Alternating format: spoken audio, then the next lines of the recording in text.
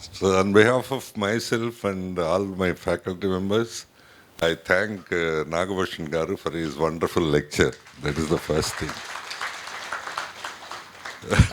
Whether you agree with the content or not agreeing with that, but you should agree with his approach of transformation of knowledge. You have to add a lot of emotion as a teacher for everything to transform the knowledge or any information, in fact. That is what I am repeatedly telling you. You have to add emotion to your lecture, to your knowledge, to the way of your, in the very approach. I fully agree with this autonomy and all these things. I told the same thing at many times, especially in HOD's meeting and other places. You should have the capacity to assist the student to promote. I have given the example also. For example, a student has failed in 4 subjects out of 5. But he has developed a beautiful project which no faculty has done it. What are you going to do with this fellow? That project is much higher level than any faculty project or anything. What are you going to do with that? Yes, anybody, even if you take Newton or if you take any WhatsApp fellow or any fellow, they are experts in one field. Yes, he needs to be promoted. He needs autonomy to the faculty at every moment. Anyway, Nagabhushan Garu has a vivid prize for new education policy, but I am very much, yes, it is a good policy on 2-3 aspects, especially the flexibility they have proposed, autonomy they have proposed, and few other things also they have done extremely well. We can't. Yes, they have. This exercise is done after 30 years of Qatari. Qatari has also done a beautiful exercise. He was also a scientist. This one is also a scientist. Both are not educationists. So wonderfully done after 30 years. But I have my own critical approach about this policy. The first approach is, okay, they are satisfied with 1 or 2 lines or with half page. What would be the 21st century education? That they have satisfied with 1 or 2 sentences. This would be technology integrated education. That is not enough. They must have detailed it in a big way. The 21st century education would be mostly self-driven education.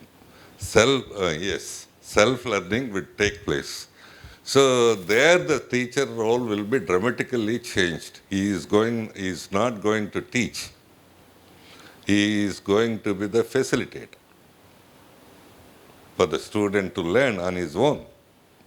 So they must have comprehended it in a bigger form, better form. They have not done it. I'm not happy, at least as an individual, as a person. I'm not that happy for that. Yes. They must have imagined what is going to happen in the next 10, 20 years of the learning part and teaching part, how they are going to be transformed into a different mode, totally a different mode. This classroom system, this teaching system, the way of learning, the way of teaching is going to be dramatically changed, like in healthcare. Healthcare would be dramatically changed in the next 5-10 years.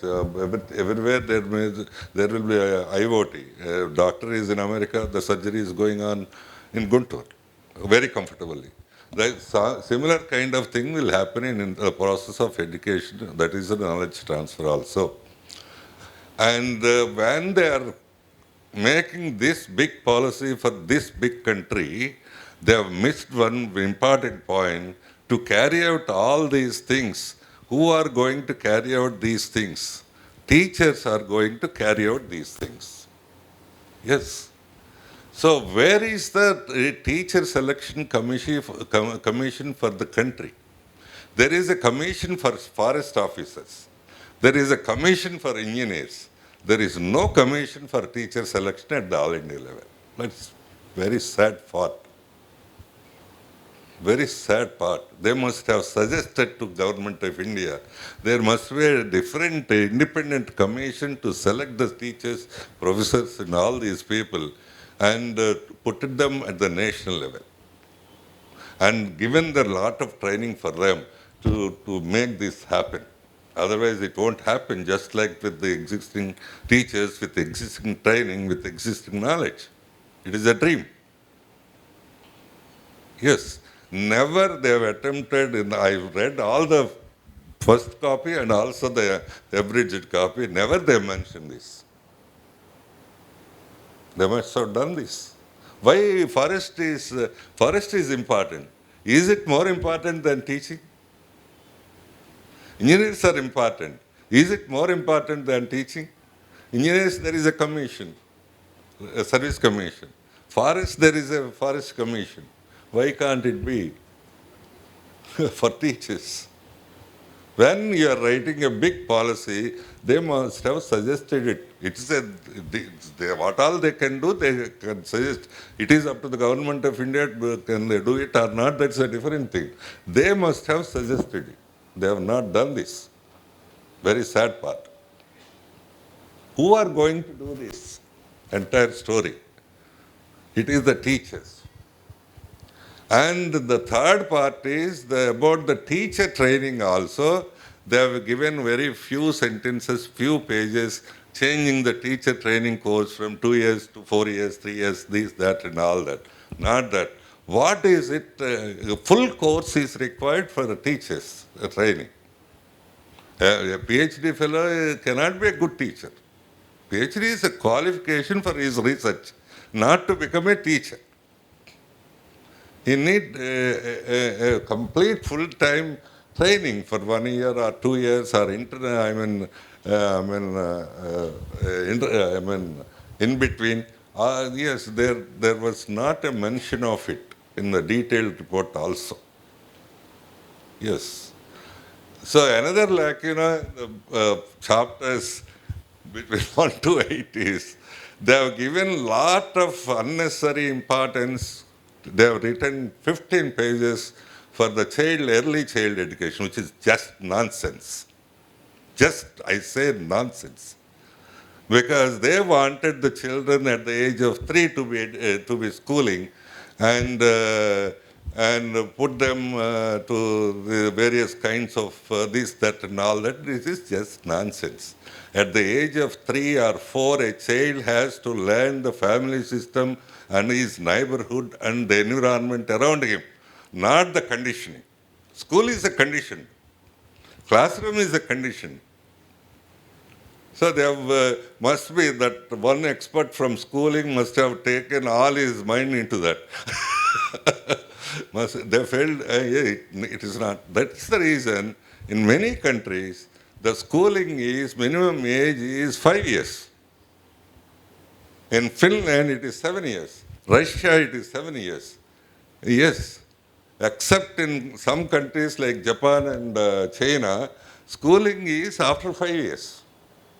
Because till 5 years, the the child has to learn the family relations, their relatives, their environment, their grandparents, all these things. These people, in the policy, they are recommended from the 3rd year onwards. You are putting a 3-year boy in a conditioned environment, which is not at all good. Yeah, we all know very well. Up to 8 years or 9 years, every child is a scientist. Because he asks so many questions, hundreds of questions. When somebody is asking hundreds of questions, he is really a scientist. We are all put together as teachers, we stop him to questioning. We stop him thinking. It means we stop him questioning, means we stop him thinking. We are blunting him.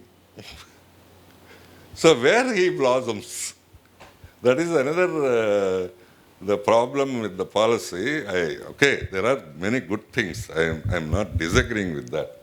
So these are some of the things which needs teachers quality, teachers training, teachers recruitment, and a separate body for that. They have totally missed of that. This is it. Okay, once again, I fully agree with the autonomy of teachers to the teaching learning process. Good, I told by example also, but the thing is, as Krishna Kishore and other people said, is it, can we transfer this slowly or suddenly? Yes. Definitely, suddenly is not advisable. We have to transfer this very slowly, methodically, and because we have to make them students ready for that, make the parents ready for that, make the society ready for that. Society sometimes is not ready. Okay, yeah, when we are preparing the students for the life without examinations, so they have to take the examination for his job. They have to take the examination for UPPSC, IAS. They have to take the examination for APPSC. They have to take the examination for banking. Society is not ready. But we have to prepare them for the life. I am not disagreeing with that part. I fully agree with that. We have to do it very methodically and systematically, putting a lot of thinking into it at every phase. Anyway, I really thank Nagabhushan Garu for his excellent speech, excellent lecture, and he has shown himself that he himself is a beautiful lecture. Thank you. Thank you very much. After I heard Ramgowda also. Ramgowda, I think most of you know that he was the AICT chairman for some time. He was being an engineer. He was a beautiful orator. Beautiful orator. He has visited our college, visited Vizag also. He has given wonderful lecture. So after that, yes, I listened to him very thankful. Thank you very much. Thank you. Thank you. Thank you.